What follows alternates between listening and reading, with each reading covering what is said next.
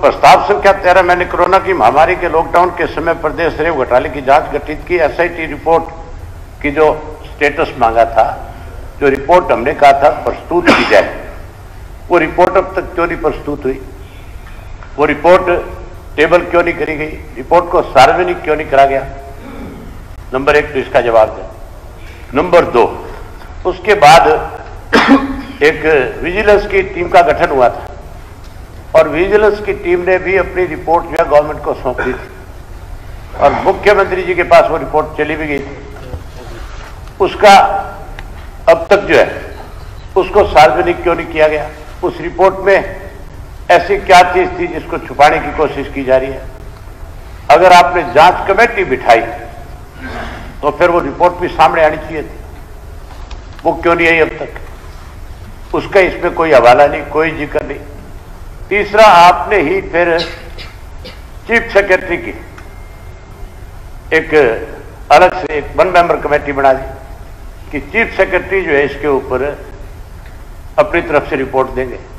वो रिपोर्ट भी अब तक नहीं आई। उसके बारे में भी इसमें जो जवाब दिया गया इसमें कोई जिक्र नहीं है कहीं पे भी। इसका मतलब आप फिर कहीं ना कहीं उन लोगों को बचाने में लगे हुए हो जिन्होंने उस लॉकडाउन के दौरान सत्ता का दुरुपयोग करके, सत्ता के लोगों के साथ मिल करके शराब का इतना बड़ा घोटाला किया और उससे छोटा सा मामला नहीं है, ये बहुत बड़ा इशू है।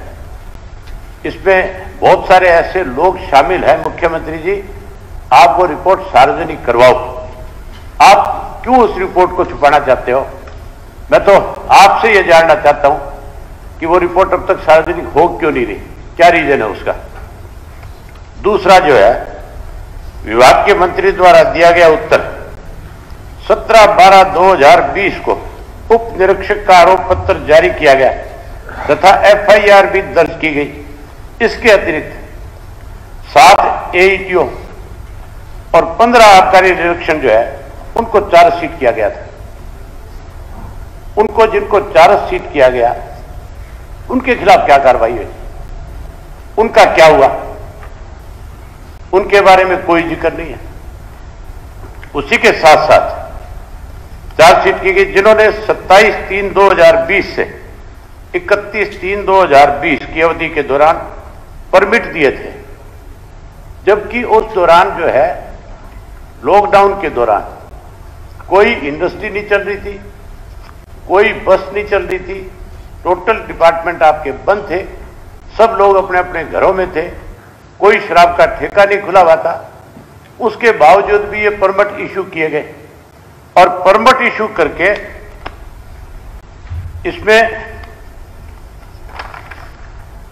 बहुत सारा जो परमिट इशू होने के बाद एक एक परमिट पे कई कई ट्रक शराब के जो है वो निकाले गए और वो सारी शराब जो है केवल हरियाणा में भी नहीं, हरियाणा से बाहर भी ले जाएगी, वहां ले जाकर के भी शराब को बेचा गया। इसी तरह से एससीटी के द्वारा जो सिफारिश के मद्देनजर विभाग के शराब के अवैध बिक्री में होने वाले राजस्व के नुकसान को रोकने के लिए कई कदम उठाने की बात कही गई थी, परंतु यह खुलासा नहीं किया गया कि 2020 के बाद अवैध बिक्री से होने वाले राजस्व के नुकसान को वर्षवार कितना रोक पाए और उसके कोई आंकड़े हैं तो इसके साथ राजस्व विभाग को कितना फायदा हुआ यह भी बताना चाहिए। उसके अलावा जो है कैग की रिपोर्ट भी आई है। इसमें जो कैग की रिपोर्ट है उसमें साफ साफ लिखा है कि 106.76 लाख रुपए की जो है चप्पत लगाई गई है इस दौरान। 106 करोड़ रुपए का कैग की रिपोर्ट का हवाला है जी। इसी तो फिर मैं ये पूछूं नहीं क्या? नहीं, इस जो आपने ध्यानाकर्षण, अच्छा आप मुझे बताओ क्या क्या पूछना है? नहीं, जो आपने आपको शूट करता है वो पूछ लेता हूं। जो आपने लिखा हुआ वो पूछिए, जो आपने लिखा हुआ है। कहां बचाओगे आप? ये तो बताओ। हाँ जी, कहां बचाओगे? नहीं, आप बचाना मैंने किसको है? तो और बचाने में लग रहे हो? नहीं, आपने जो क्वेश्चन किया है, जो आपने प्रस्ताव रखा है उसके ऊपर कोई सप्लीमेंट्री, वैसे तो सीए के अंदर कोई सप्लीमेंट्री होती नहीं है, लेकिन फिर भी मैं आपको अलाउ कर रहा हूं कि अगर आपका कोई शंका है तो पूछ लीजिए।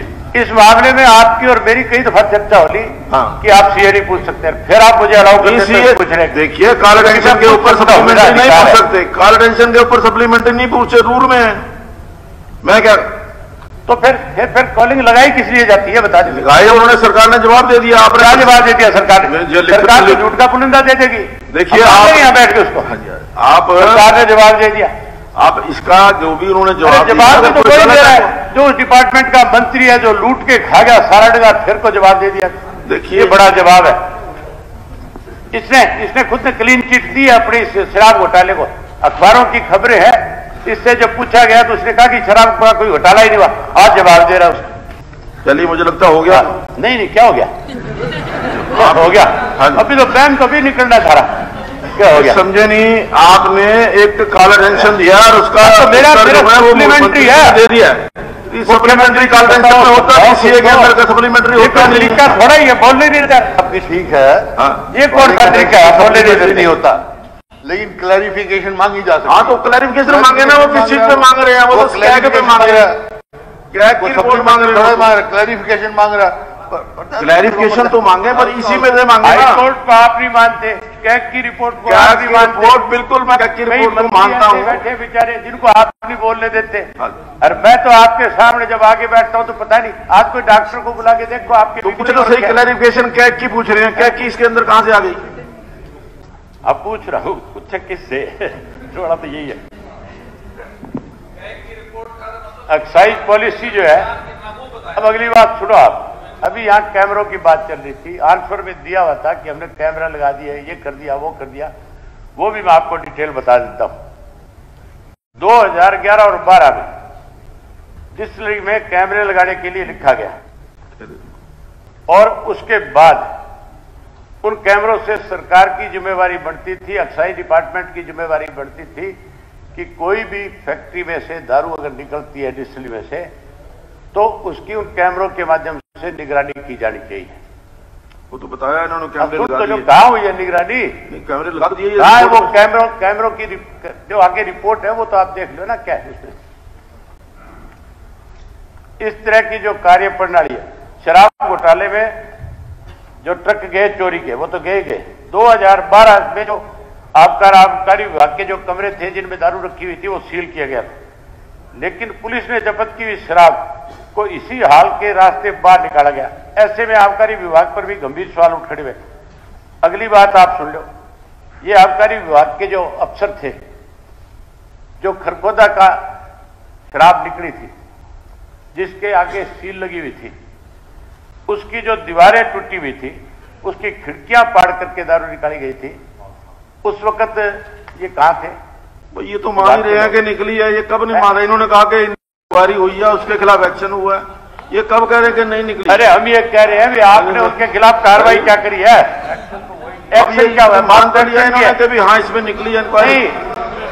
ये बात तो जो रिपोर्ट आई है, जो एसआईटी की रिपोर्ट है उसमें भी है, और ये जो इनकी रिपोर्ट है वो आपकी विजिलेंस की, उसमें भी है। तो वो रिपोर्ट क्यों नहीं छाया की जा रही? वो रिपोर्ट क्यों नहीं दिखाई जा रही? वो रिपोर्ट देने में सरकार को क्या दिक्कत है?